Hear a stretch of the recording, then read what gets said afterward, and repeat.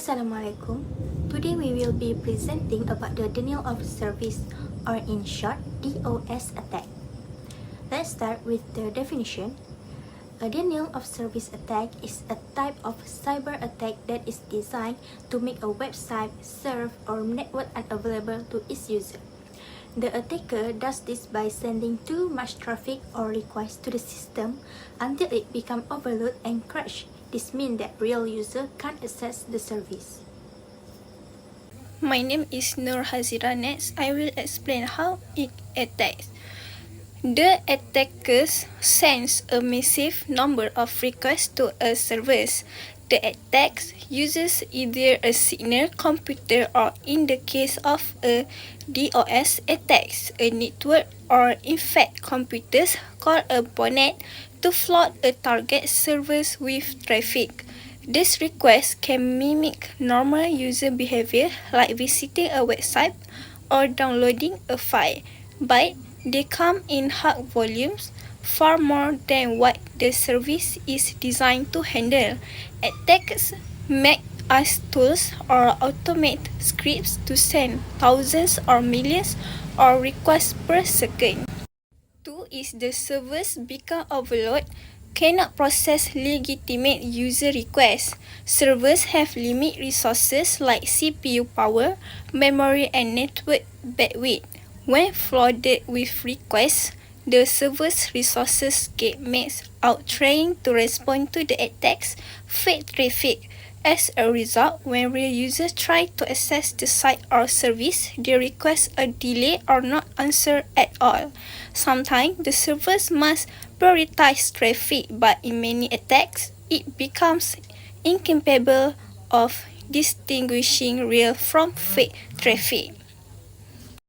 Third is the result is slowness, crashing, or total service interruptions. Depending on the severity of the attacks and the strength of the service, slowness, the service may respond but very slowly. Crashing, if the service memory or software fail under the pressure, it may crash or reboot. Total service interruption, in the worst case, the website or service become completely unavailable, appearing as if it's offline. I will pass to the next presenter. Now, let's look at the common target of this attack. Usually, attackers go after important systems such as government website to disturb public service, online banking system which can affect financial transaction, e-commerce platform which may lose money during downtime, and streaming or gaming service where user experience is very important. That's the basic overview of what a denial of service attack is and who is usually targeted. I will now pass it to the next presenter to explain how it works in more detail. Hello, Assalamualaikum warahmatullahi wabarakatuh. My name is Imanina Aisyah binti Sabri. Nombor matrik 0241113260. Okay, today we talk about types of DoS.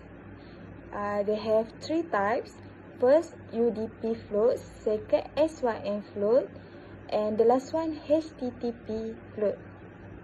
Okay, for UDP float stand for User Datagram Protocol.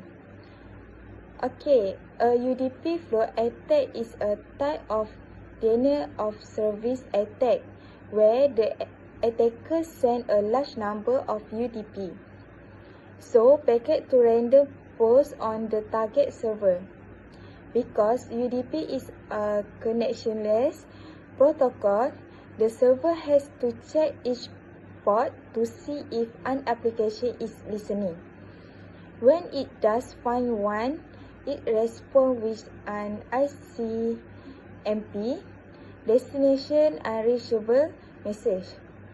So, this process uses up the server's bandwidth and processing power. Over time, it can lead to serious networking congestion and cause service to slow down or even become completely unavailable. So for second types is SYN float. SYN float attack exploit the TCP three-way handshake connection between a client and a server.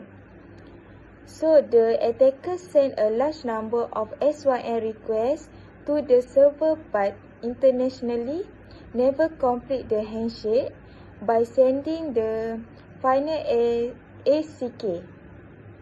This causes the server to keep many half-open connections in memory, waiting for response that will never come. So eventually, the server run out of resource, making it unable to accept new legitimate connection. This result in service disruption and can prevent real user from accessing the system. And the last one for types of DoS is HTTP float. An HTTP float attack target when server by sending a large number of seemingly legitimate HTTP requests, such as GET or POST. Unlike traditional float attack, this method mimic normal web traffic, which make it more difficult to detect and block. However, each of these requests requires the server to process data, allocate memories, and sometimes interact with a database, or this request increase. The server become overwhelmed, leading to slow response times, degrade performance, and even a full system crash. That's all for me for types of DoS. Thank you. So we go to prevention methods that we have. Install the firewall and intrusion detection of system. So for this one, firewalls act as a barrier between trusted internal network and untrusted internal networks. So that means is intrusion detection system (IDS) monitor network activity and then for suspicious behavior and alert to administrator to possible security breaches. So number 2 is apply rate limiting and traffic filtering.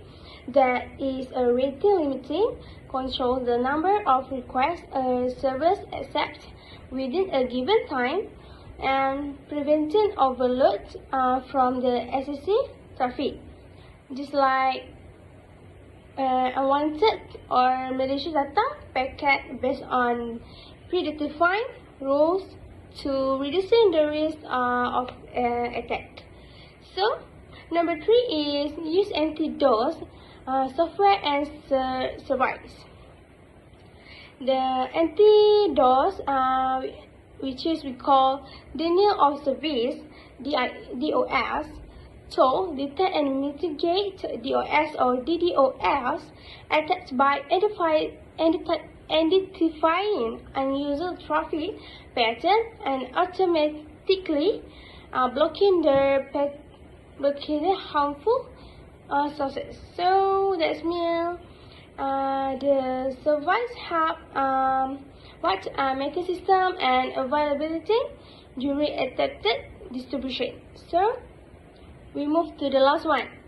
The last one is keep system and software up to date.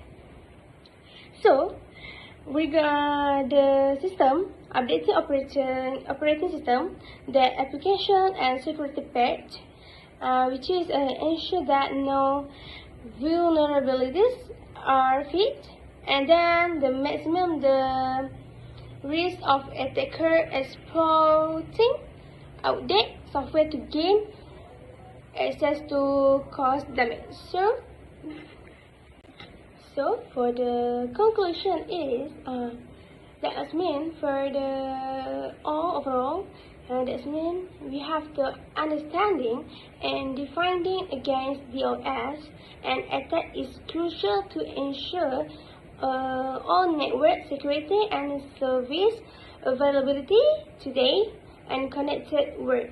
So thank you from us. That's all from I. Thank you.